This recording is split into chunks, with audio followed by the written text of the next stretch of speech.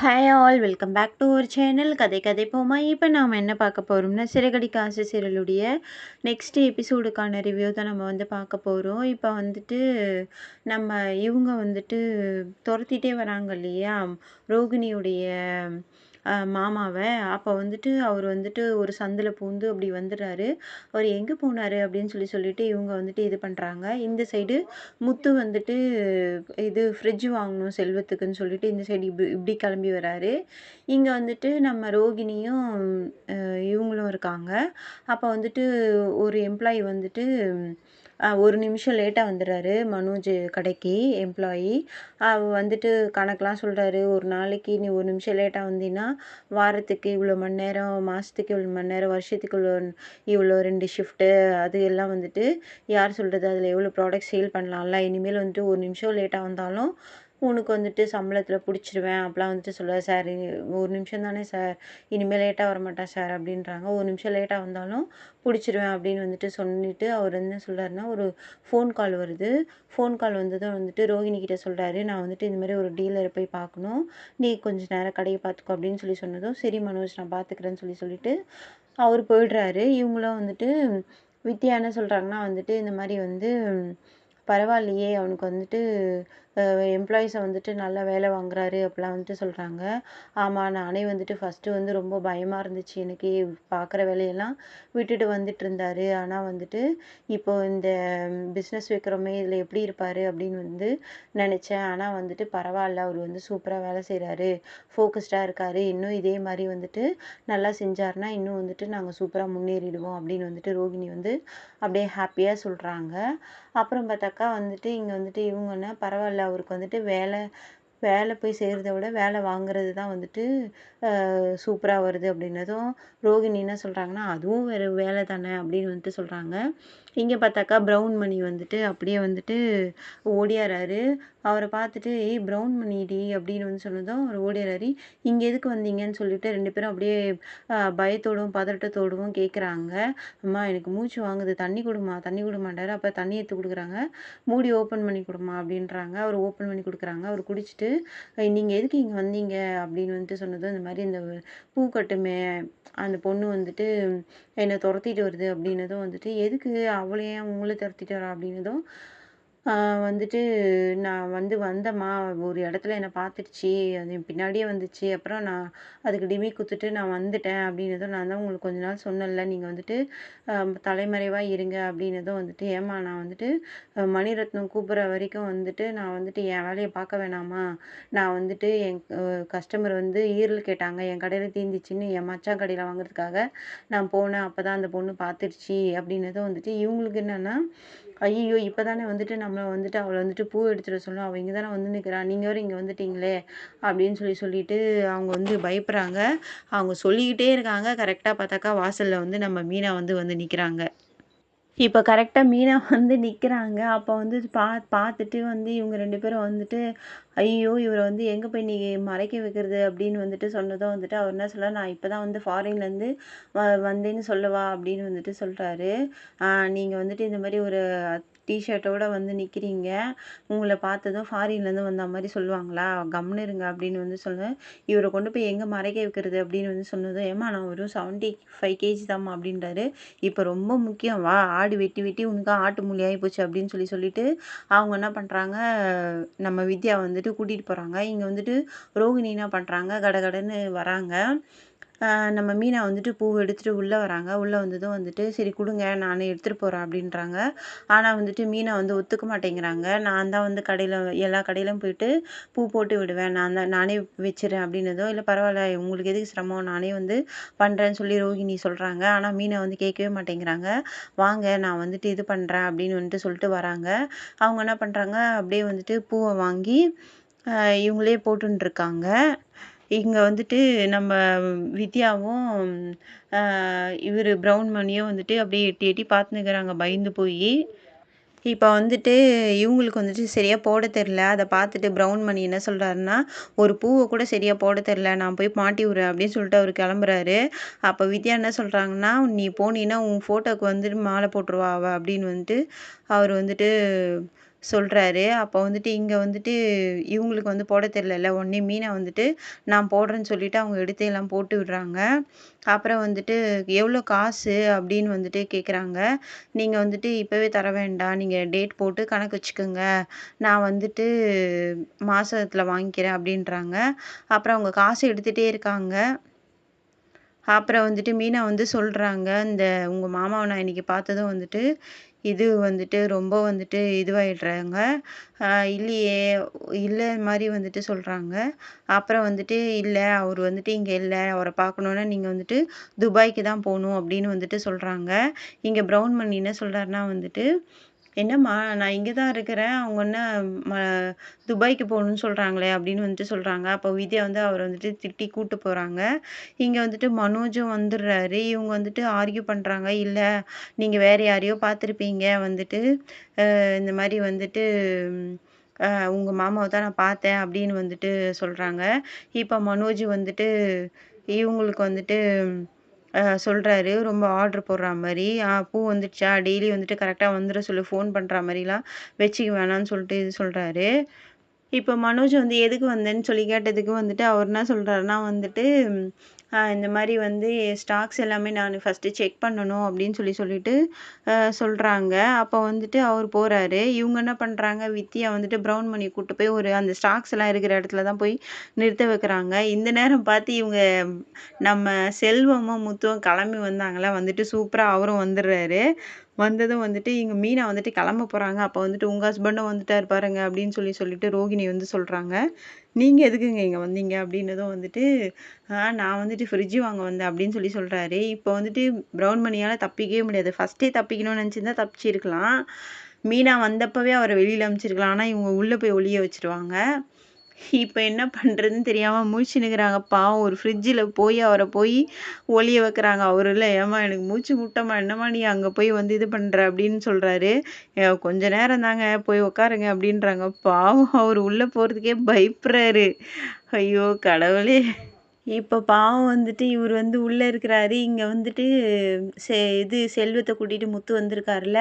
அப்ப வந்துட்டு மீனா கிட்ட வந்து முத்து வந்து சொல்றாரு, "இந்த மாரி ஃப்ரிட்ஜ் வாங்க வந்தோம்" அப்படின்னு வந்து சொன்னதும் வந்துட்டு, ஆ இவ மனோஜும் வராரு. "ஏய் நீ இங்க தான் இருக்கியா?" அப்படின்னதும், "ஏய் என் கடையில நான் இல்லாம என்னடா?" அப்படின்னு வந்து கேட்குறாரு மனோஜு.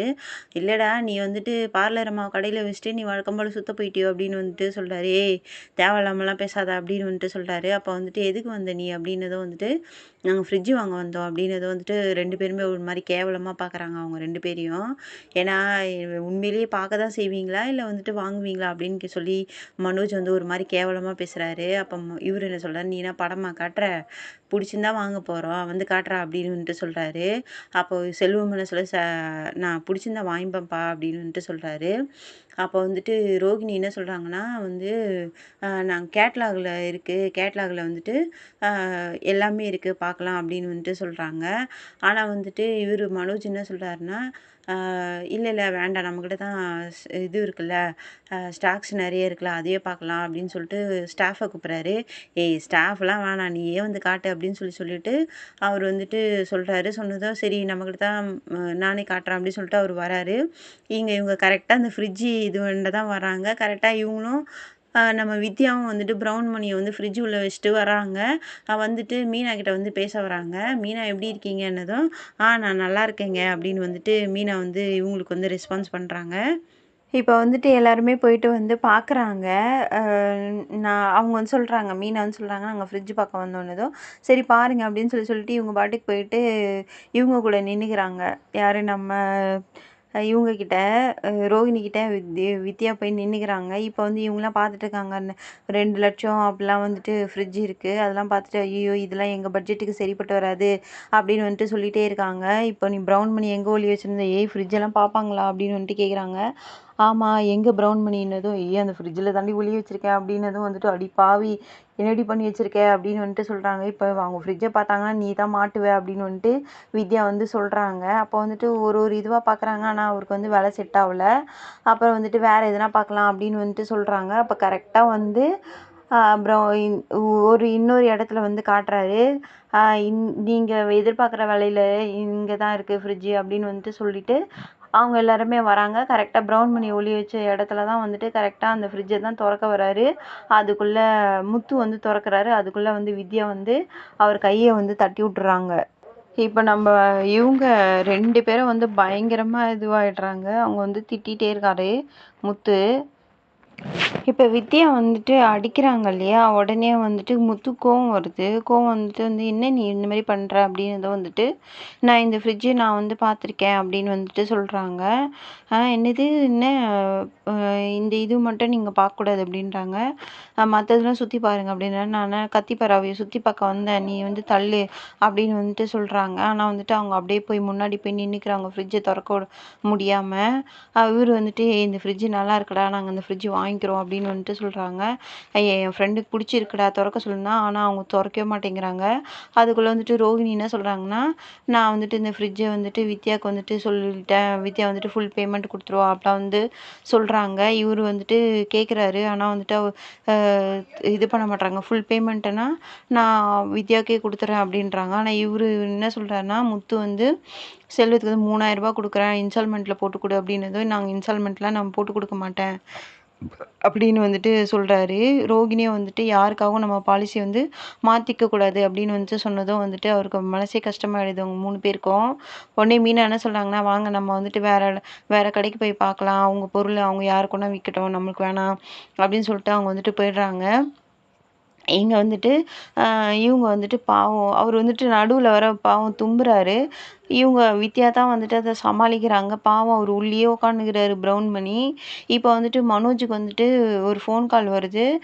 டீலர் வந்து ஃபோன் பண்ணதும் வந்துட்டு நான் உடனே வந்துடுறேன் சார் அப்படின்ட்டு சொல்கிறாங்க. இப்போ வந்துட்டு ரோஹிணி கிட்ட திரும்பி, ரோஹிணி நீ வந்துட்டு வித்யாவுக்கு வந்துட்டு இது பில் போட்டு கொடுத்துட்டு ஃபுல் பேமெண்ட் வாங்கி வை, நான் வந்துட்டு டீலர் போய் பார்த்துட்டு வந்துடுறேன் அப்படின்னு சொல்லிட்டு அவர் பாட்டுக்கு வந்து கிளம்புறாரு. இங்கே வந்துட்டு பாவம் இவங்க வந்து அப்படியே பேஜாராக நிற்கிறாங்க. நல்ல வேலை ஜஸ்ட்டு மிஸ்ஸில் வந்து நீ வந்து மாட்டியிருப்ப, ஜஸ்ட்டு மிஸ்ஸில் தப்பிச்சிட்ட அப்படின்னு வந்துட்டு வித்யா வந்து சொல்கிறாங்க. இப்போ ப்ரௌன் மணியை வந்துட்டு வித்யா போயிட்டு எடுக்கிறாங்க. அவர் பாவம் உள்ளே இருக்காரு அப்படின்னு சொல்லி சொன்னால் அவர் பார்த்தாக்க உள்ளே அப்படியே வேர்த்து போய் அப்படியே உட்காந்துருக்காரு ஃப்ரிட்ஜு உள்ள. ஃப்ரிட்ஜை திறந்து அவரை வெளியில் கூப்பிட்டு வராங்க. கூப்பிட்டு வந்ததும் வந்துட்டு அவர் வந்துட்டு இன்னும் ரொம்ப புழுக்கமாகிடுச்சிம்மா, வந்துட்டு அதை ஆன் பண்ணி விட்ருக்கலாம்ல அப்படின்னு வந்துட்டு சொல்கிறாரு. ஆன் பண்ணி விட்டுருந்தா அப்படியே ஃப்ரீஸ் ஆகிருப்பா அப்படின்னு தான் வந்துட்டு அப்புறம் வந்துட்டு அவர் என்ன சொல்கிறாருன்னா, உங்ககிட்ட ஒரு விஷயம் பேசணும் வாமா அப்படின்னு சொல்லிட்டு வித்யாவையும் ரோகிணியும் கூப்பிட்டு போகிறாரு.